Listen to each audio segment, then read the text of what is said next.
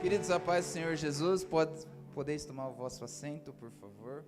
E hoje eu quero falar com vocês sobre honra ao pastor.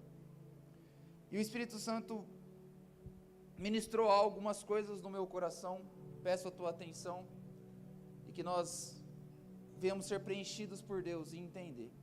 Antes disso, eu quero todos os obreiros dessa casa, todos, desde o cooperador até pastor, levanta a mão.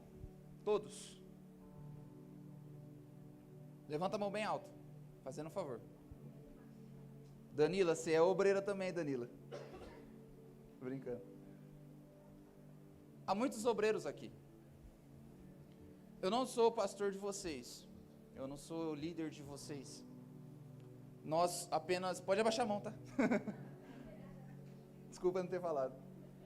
Eu não sou líder de vocês, eu não sou pastor de vocês, a gente apenas participa da obra junto. A gente é só um cargo a mais da membresia da igreja. E sabe qual é a nossa função?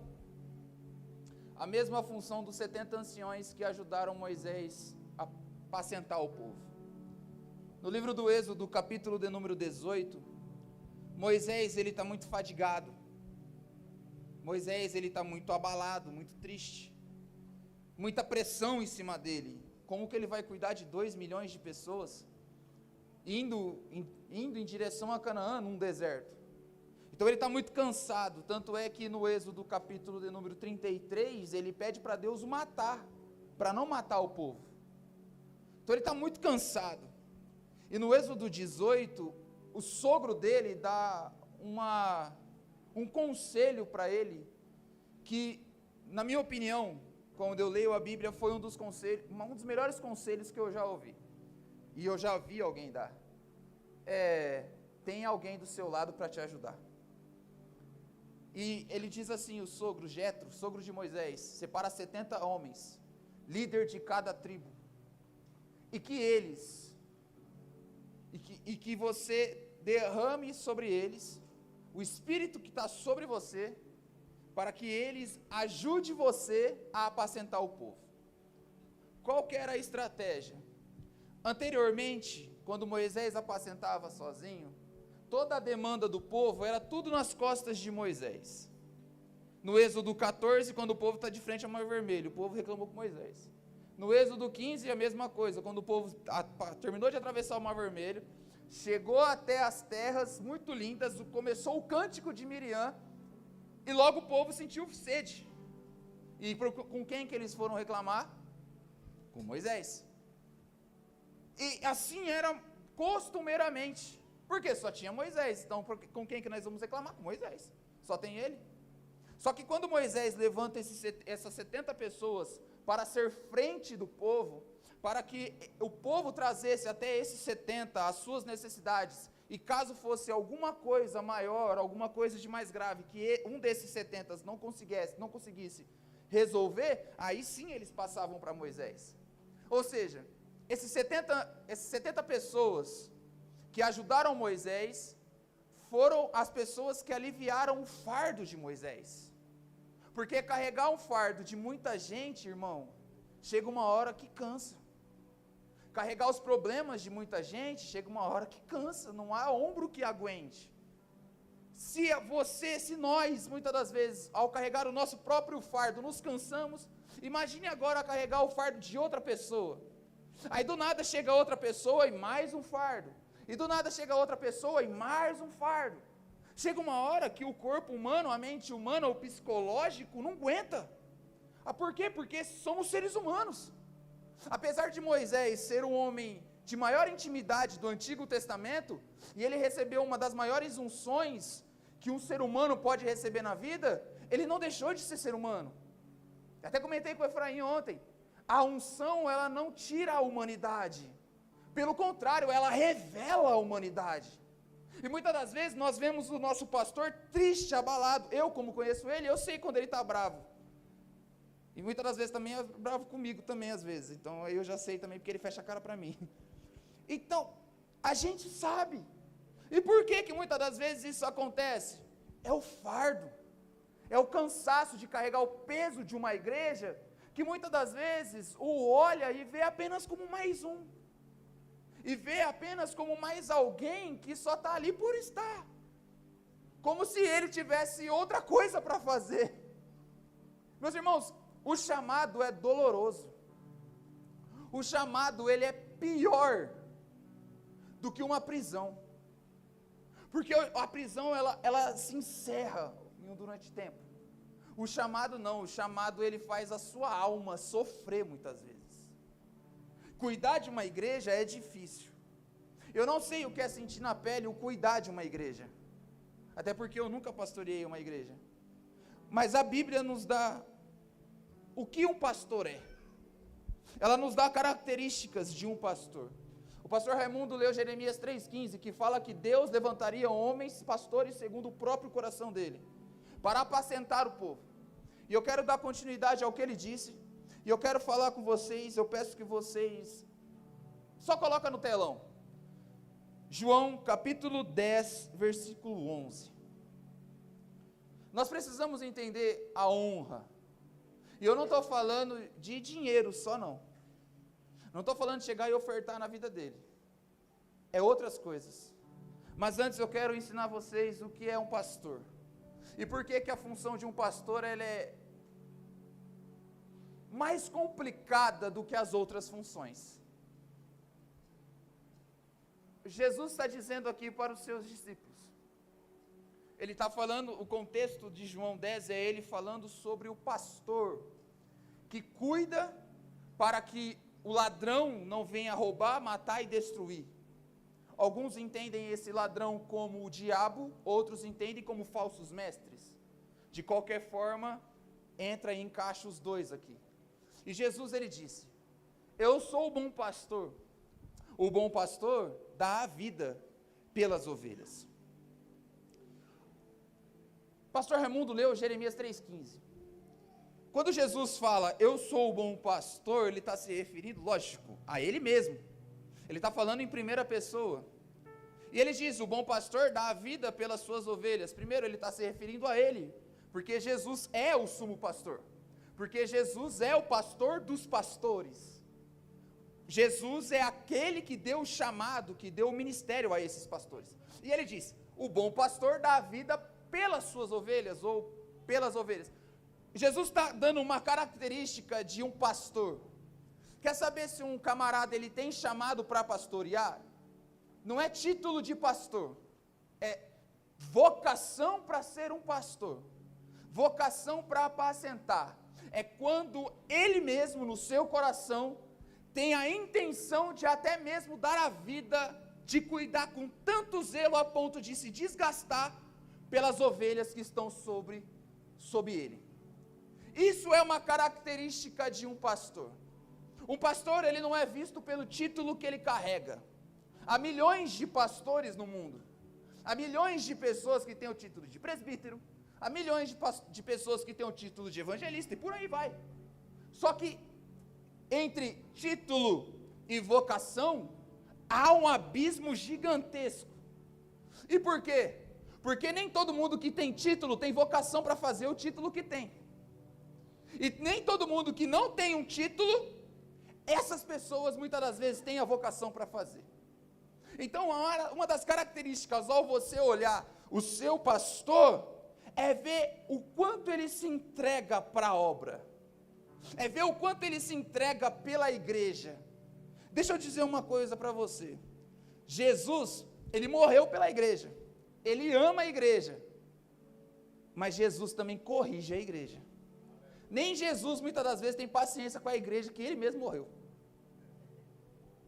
Agora imagine um ser humano. Jesus é Deus, o verdadeiro homem e verdadeiro Deus. Nem ele muitas das vezes tem paciência com a igreja.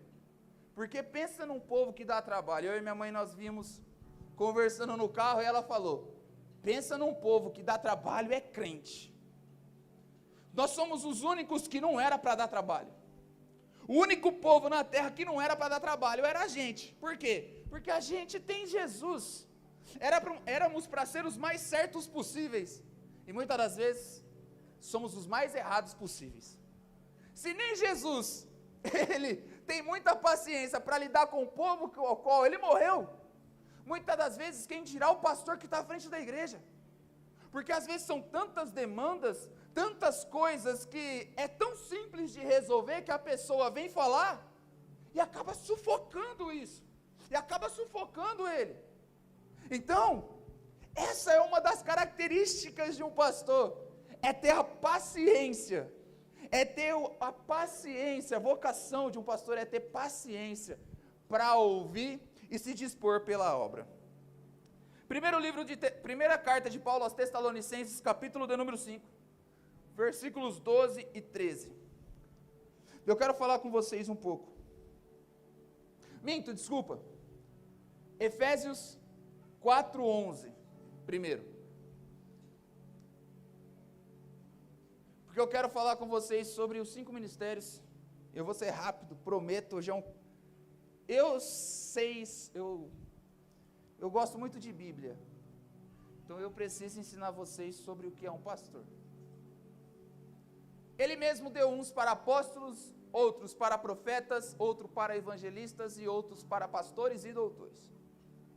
O apóstolo, o enviado, o que está na comissão, aquele que vai implantar uma igreja, aquele que vai implantar a doutrina, aquele que vai evangelizar também.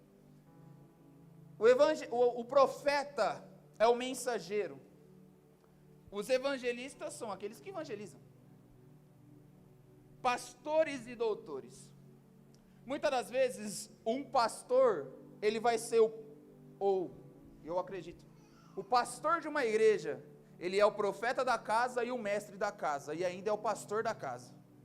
Porque ele é incumbido de falar para a igreja o que Deus fala para ele. E muitas das vezes o bispo chega para a gente e fala, né, Kemuel, sobre o oráculo que Deus dá para ele. E é sempre resultado, e é sempre para benefício da igreja, e sempre para uma necessidade que a igreja encontra, que a igreja se encontra. Então, o pastor de uma igreja, perceba, esses 5 ministérios aqui é dados por Jesus, porque a Bíblia diz anteriormente a esses versículos que ele subiu e deu dons aos homens, e esses dons são esses 5 ministérios para que os homens, essas pessoas levantadas por Jesus para cuidar do povo, eles façam com excelência. Era como se fosse, Jesus está no céu intercedendo pela igreja, Jesus levantou esses 5 ministérios para estar no meio da igreja, para que a igreja não se perca. Esses 5 ministérios, mas eu vou te falar o porquê que o pastor é diferente desses 5. Esses 5 ministérios fazem parte da vida da igreja. O apóstolo, o profeta, o evangelista, o pastor e o doutor. E por que fazem parte? Porque sem esses 5 ministérios, uma igreja ela não sobrevive. Uma igreja precisa desses 5 ministérios. E o pastor de uma casa, ao estar na frente de uma igreja, ele vai ser o profeta da casa. E muitas das vezes vai falar o que ele não quer falar, mas ele é obrigado a falar. Ele vai ser o pastor da casa, porque ele vai apacentar com excelência. E ele vai ser o doutor da casa. O que é o doutor? É o mestre. É aquele que ensina. É aquele que vai falar de acordo com o que a Bíblia diz. É aquele que vai instruir você a ter uma vida segundo a palavra de Deus. E convenhamos, o mestre é o mais difícil de todos. Porque muitas das vezes quando você vai ensinar alguém, ninguém quer ensinar, ninguém quer ouvir. Muitas das vezes, eu já vi o bispo ensinando, o bispo pregando, e muitas das vezes muita gente ignorando. Ontem Deus me tomou aqui e falou sobre pessoas que têm pastor, mas não honram o pastor que tem. Ontem Deus falou para mim e me mostrou que existem pessoas aqui dentro dessa casa que preferem ter pastor de internet do que valorizar o pastor que está em cima desse altar ensinando. Então é muito complicado. E piorou ainda o pastorear. Porque o que é pastorear? É apacentar. E por que é diferente? Agora abra comigo a Bíblia em Hebreus capítulo 13, versículo 17. Nós temos 5 ministérios: apóstolo, profeta, evangelista, pastor, doutor. Só um desses 5 ministérios se destaca. E olha para você ver, Hebreus 13, 17, o porquê que se destaca o pastor. Obedecei aos vossos pastores, sujeitai-vos a ele. Olha o destaque que o pastor tem, segundo o escritor da carta aos Hebreus. Porque velam pelas vossas almas, como aqueles que hão de dar conta delas, para que o façam com alegria e não gemendo, porque isso não vos seria útil. Dos 5 ministérios que existem numa igreja, o pastor se destaca porque ele é o único responsável por alma. Ele é o único que vai chegar diante de Deus e vai ter que apresentar as almas que lhe foi confiada. É o mais complicado, né? Imagine só, chegar diante de Deus e Deus falar assim: cadê?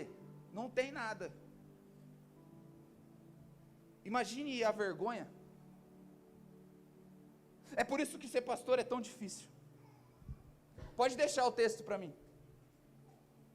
Ser pastor é muito difícil.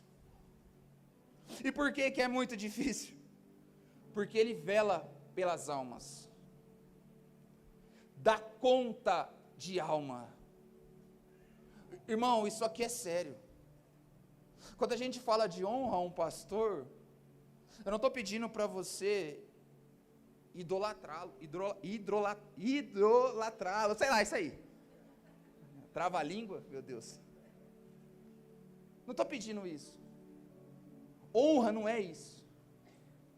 Honra é compreender o chamado e honrar o chamado, é respeitar a unção, é fazer como Eliseu fez com Elias. Respeitou tanto a unção que existia na vida de Elias que não abandonou ele. Olha para você ver, irmão. Toda vez que eu vejo esse texto, e eu leio, eu gosto de ler esse texto sempre, porque é um dos textos que mexe com a minha alma. Porque esse texto quebra todo o que alguns miseráveis dizem, que não precisa ter pastor. Quebra tudo, esse texto quebra tudo. Porque se não precisa ter pastor, então por que está dizendo obedecei e sujeitai? A tradução do grego sujeitai é submeter. O certo está escrito aqui é obedecer aos vossos pastores e submetei-vos a ele. E por quê? Olha, ele dá a explicação, o escritor. Não é apenas fazer, é ter um entendimento do porquê está fazendo. Ele diz, porque eles velam pelas vossas almas. Porque eles vão dar conta de vocês. É o que eles estão dizendo, eles vão dar conta de vocês. E quando a gente fala que, quando um pastor está aqui e a gente precisa honrar, é prestar atenção no que ele fala. Porque a palavra de um pastor dita desse altar, ou onde ele estiver, seja te aconselhando no gabinete, seja fazendo qualquer coisa, a palavra de um pastor era uma palavra direcionada por Deus. É um pão que está chegando na sua vida, que você precisa comer e se alimentar. Precisamos compreender isso, meus irmãos. E está na hora da gente compreender em nossas vidas, se estamos realmente debaixo de uma submissão e uma obediência, ou se nós só estamos aqui por estar. Porque para fazer parte do corpo de Cristo, eu preciso estar num corpo eclesiástico. O corpo de Cristo é o corpo místico, onde nós somos todos enxertados nele da conversão. O corpo eclesiástico é o corpo de uma igreja, onde tem um cabeça, que é o pastor, que ele orienta todos os membros a fazerem corretamente a obra e a vontade do cabeça do corpo de Cristo, que é Jesus. Então é Cristo que é o cabeça geral, falando para o cabeça da igreja, da congregação, sobre como ele deve, sobre o que esses membros precisam fazer. E se você está debaixo dessa obediência e sujeição e essa submissão, você precisa aceitar os lugares aonde você vai ser colocado. Eu sei que é difícil, muitas das vezes, a obediência, porque nem todo mundo tem esse prazer em obedecer. Mas eu vou dizer uma história que aconteceu comigo. Logo após eu ser ungido a presbítero, eu comecei a receber muito convite de pregação, para pregar em muitas igrejas. Comecei a pregar. Minha mãe é comigo, a Luane também, algumas vezes. Comecei a pregar. Toda semana, praticamente, eu estava pregando em algum lugar diferente. O bispo chegou em mim, e ele falou assim: varão, está na hora de você dar uma sossegadinha. Você acabou de ser ungido, cara. Espera um pouco. Cria mais raiz. Está na hora de você dar uma sossegada. E ele falou assim: eu não quero barrar seu ministério. Isso é uma prevenção para você mesmo. Se eu fosse uma pessoa que não é entendido de Bíblia, eu olharia para ele e falaria assim: bispo, o senhor está querendo me derrubar. Porque quem está em ascensão, muitas das vezes, não quer ser parado. Não quer ouvir ninguém. E muitas das vezes eu vejo isso na igreja. Há uma arrogância muito grande de nossa parte em não ouvir nossos líderes. Não há essa arrogância nossa. E precisamos quebrar isso em nome de Jesus. E ele falou: está na hora de você sossegar. Eu peguei e disse: tá bom, bispo, eu vou. E eu parei, e eu fiquei sem pregar, eu acho que durante uns 4 meses. Depois desses 4 meses eu fui receber um convite. E isso mudou minha vida.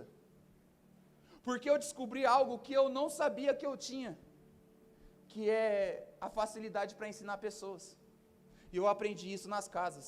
Se eu não tiver, que foi na casa de um amigo meu ensinando, se eu não tivesse ouvido a ele, eu não teria entendido o chamado que Deus tem na minha vida. Então, uma obediência aos nossos pastores, no nosso caso aqui ao nosso bispo, é aceitar o que ele vai falar para nós. Porque o direcionamento, aí é que entra, porque esses direcionamentos que nos dão, que ele nos dá, é proveniente do próprio Deus. Quando eu rejeito esses direcionamentos, eu estou olhando para Deus e desprezando o direcionamento de Deus. Eu não estou desprezando ele, eu estou desprezando quem disse para ele, e quem disse para ele é Deus. João Batista, quando ele foi levantado, a Bíblia diz assim em Isaías 40, porque ele é a voz que clama do deserto. Ele não é a voz que clama no deserto, ele é a voz do que clama. O que a Bíblia está querendo dizer é que João Batista replicava o que ele ouvia. O bispo replica para nós aquilo que ele sente no espírito dele, o Espírito Santo falando. Os direcionamentos que ele nos dá, que a bispa Patrícia nos dá, que o pastor Raimundo nos dá, que a pastora Ana nos dão, são direcionamentos provenientes do próprio Deus. Precisamos compreender isso. E olha para você ver, coloca Hebreus 13:7, porque Hebreus 13:7 é maravilhoso também, porque olha o que diz: lembrai-vos dos vossos pastores, que vos falaram a palavra de Deus, a fé dos quais imitai, atentando para a sua maneira de viver. Pastor Raimundo, as pessoas, muitas das vezes, como é que eu vou falar isso, meu Deus? As pessoas, pastor Ana, vai doer um pouquinho, mas eu vou falar. A gente tem uma arrogância em nós. A gente não quer se submeter a ninguém. E olha, a Bíblia diz: lembrai-vos dos vossos pastores, porque eles vos pregam a palavra. A tradução do grego, eles pregam a palavra, a fé dos quais imitai. O meu pastor precisa ser o meu referencial. Por quê? Porque olhando para a vida dele, eu vejo Deus na vida dele. Você só não vai imitar a fé do seu pastor se você desconsiderar a vida dele. E muitas das vezes, algumas pessoas, eu vou ser mais delicado. A Lone fala que eu sou muito indelicado às vezes. Você é um pouquinho mais delicado. Muitas pessoas estão dando ouvido a lobos que querem fazer com que você tire, que quer fazer com que o seu pastor morra no seu coração. E por quê? Porque se o seu pastor morrer no seu coração, a palavra que ele pregar aqui vai ser inútil para a sua vida. Porque você vai desprezar o que ele está falando. Porque você não vai ouvir o que ele está falando. Porque você vai desprezar a pregação que ele está pregando. Há lobos infiltrados que não são apenas de um lugar só. mas enviados de outros lugares para fazer com que as pessoas percam o referencial que estão na frente delas, que é os vossos pastores. É por isso que a Bíblia diz: lembrai-vos dos vossos pastores, porque eles vos pregam a palavra. E, oh, meu Deus do céu, irmãos, não sou eu que estou dizendo, não é o presbítero João que está dizendo, não é o João, marido da Luane, que está dizendo, é a Bíblia que está dizendo. Você vai contrariar a Bíblia? Fala com Deus, foi Ele que inspirou ela. A fé dos quais imitai. Eu não tenho que imitar a fé de um pastor de internet que eu não conheço. Eu não tenho que imitar a fé de um pastor que está lá na internet falando contra dízimo, falando contra igreja, falando contra pastor, que eu não conheço. Se eu tenho um pastor na minha casa e a vida dele aprova o ministério dele, a minha vida, a minha fé tem que ser igual a dele. Por isso que Paulo diz à igreja de Corinto: me imitem porque eu imito Cristo. Paulo está dizendo: pode olhar para mim, a minha vida é igual à vida dele. E como eu disse, eu sou suspeito ao falar do nosso pastor, mas eu nunca vi um cara tão íntegro como ele. Porque passar pelo que ele passou e ficar quieto, irmão, é complicado, viu? Porque se fosse eu, ia dar um probleminha aí. Ia. Se fosse eu no lugar dele. A fé dos tais imitai, atentando para o seu modo de viver. O ministério não aprova uma vida, é uma vida que aprova um ministério. Não é, meus irmãos, olha o tanto de coisa que a bispa falou dele, olha o que a Isabela falou dele, são esposa e é filha, o que a Carol falou, a gente tem que pegar, de tudo que foi falado aqui, sabe o que é mais importante? É o testemunho dessas pessoas relacionado à vida desse homem.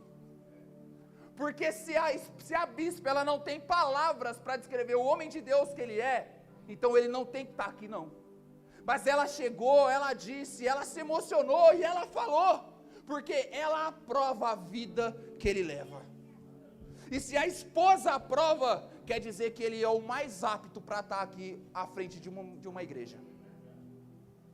Vou dizer de novo, não é o ministério que aprova uma vida, é uma vida que aprova um ministério.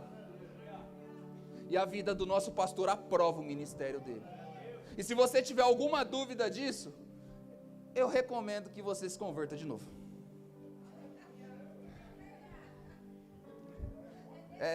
Como o Robert Dodô fala, é demônio. Ou solta o demônio, está na hora de soltar o demônio. É sério, meus irmãos. O referencial nosso tem que ser a pessoa que... Paulo diz em Gálatas 6,6 que aquele que é instruído debaixo da palavra, compartilhe de todos os seus bens com aquele que instrui. O compartilhar de todos os bens não é só monetariamente falando. O compartilhar de todos os bens é a vida também, porque a vida também é um bem. É ver esse referencial e entender, cara, eu preciso imitar a fé dele. Eu preciso seguir. Tanto é que Policarpo, ele é discípulo de Pedro, na história, se eu não me engano. Ele é discípulo de Pedro. Discípulo de João, desculpa. Obrigado, bispo, tá vendo? O professor fala, o aluno tem que ouvir. Não lembro de tudo. E a história diz que Policarpo era muito próximo de João. Tanto é que uma das escritas de Policarpo, ele cita João. Ele refere-se a João com amor, porque foi João que o ensinou. A história da igreja é repleta de homens que foram acolhidos por outros, e que, olha para você ver, tiveram em uma pessoa o referencial. Era como se fosse, ele está na frente e eu vou seguir os passos dele, porque ele não desonra a Cristo. Abra comigo, 1 Tessalonicenses, capítulo 5, agora sim, versículo 12, e eu vou encerrar. Rogamo-vos, irmãos, que reconheçais, eu amo essa palavra, reconhecimento. os que trabalham entre vós e os que presidem sobre vós no Senhor, e vos admoestam, vos ensinam. 13. E os que tenhais em grande estima e amor, por causa da sua obra.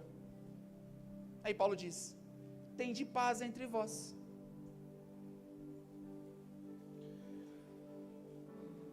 Consideração, reconhecimento. A Bíblia, principalmente no Novo Testamento, ela é repleta de versículos que falam sobre o reconhecimento a uma autoridade espiritual. Uma vez eu ouvi num podcast, um cara é um pastor, falando que o pastor não é autoridade espiritual de uma casa. Eu mandei um áudio lá, não me responderam, eu acho que é porque tem muita gente. Um pastor, ele é uma autoridade sobre uma casa, uma autoridade espiritual. A autoridade espiritual não é autoritarismo. Uma autoridade, ela não precisa da carteirada de que é uma autoridade. A presença dela no ambiente revela a autoridade que ela carrega. A ministração que ela fala revela a autoridade que ela carrega. As suas impartições revelam a autoridade que essa pessoa carrega. Tenham com grande, irmãos, que tenham consideração para os que trabalham entre vós, os que presidem sobre vós. Paulo está dizendo que tem a liderança entre a igreja e tem a liderança sobre a igreja. E ele fala: tratai com estima e amor, por causa da obra. Lembra que Hebreus 13:17 diz para que eles façam a obra alegremente? Olha o que Paulo diz: por causa dessa obra, tratai com estima e amor. O que é honrar alguém? É ser presente na vida de alguém. O que é honrar um pastor? É ser presente na vida dele. Sabe, uma das formas de desonra é a ausência. Uma pessoa ausente, ela está desonrando outra pessoa. Você quer honrar seu pastor de verdade? Seja presente. Vamos ser presentes. Eu tenho certeza que ele vai gostar. Qualquer dia, num culto, não sei, no WhatsApp, para sua pastora, para o seu pastor: pastor, eu estou em oração por vocês. Isso é honrar. Pastor, eu passei aqui e eu vou orar pela vida do senhor. É uma honra.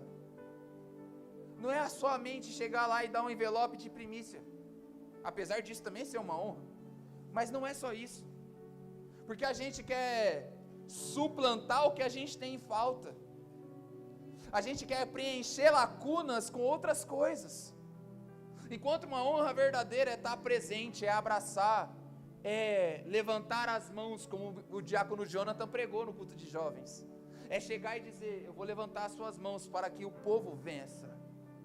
É ser como os 70 anciões, junto com Moisés.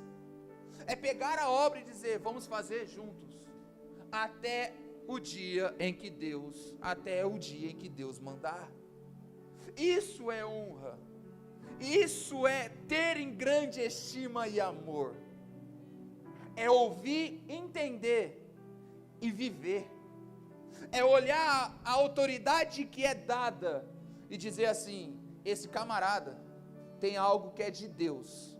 Eu não sei como que anda o coração dele, mas ele tem a autoridade de Deus sobre a vida dele, e é apto para ensinar a essa igreja. Ao olharmos o nosso pastor, o nosso bispo, a nossa bispa, vamos ter com grande estima e amor, porque a obra que eles fazem é dolorosa. A obra que eles fazem não é somente a pele deles que é atacada, mas a família é atacada. A Isabela falava aqui, a bispa falava, e cara, sendo sincero, você suportaria ficar na frente de um trabalho e ver a sua família sendo atacada? falarem coisas de você que não é verdade, falarem coisas da sua família que não é verdade. Só quem tem vocação para ser pastor que aguenta tudo isso. Meus irmãos, eu encerro aqui. Está na hora da gente quebrar a arrogância que há em nós e honrar o pastor que foi nos dado. Porque, como o pastor Raimundo disse, é um pastor segundo o coração de Deus. Bispa, vem aqui. Pastor Raimundo, pastora Ana, vem aqui também. Eu quero que vocês coloquem as mãos sobre eles, nós vamos orar. Levante-se, igreja, por favor.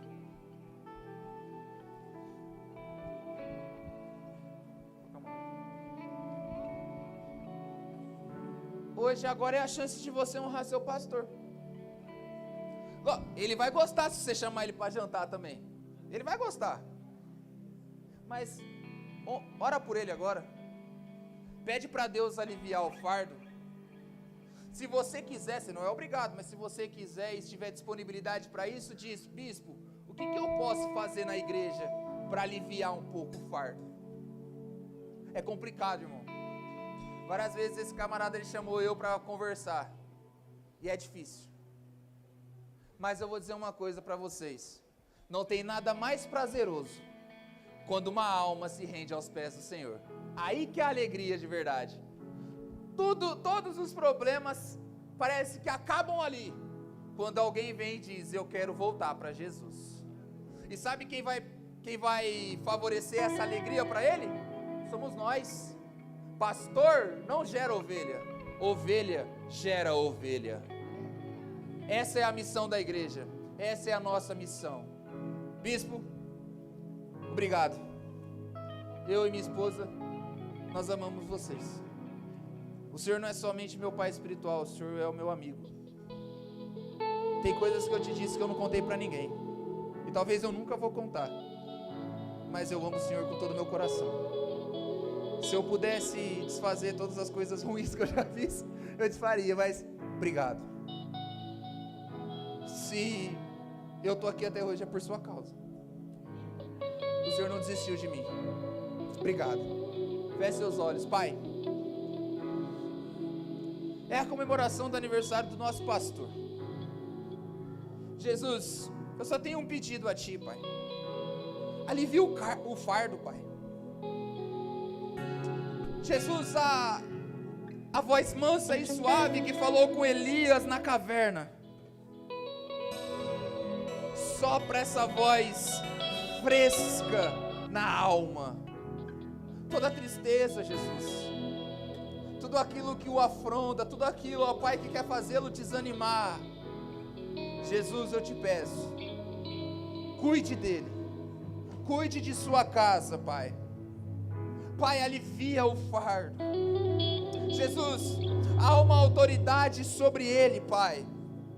Há algo, Pai, que o Senhor derramou, e ainda o Senhor derramará ainda mais, ó Pai.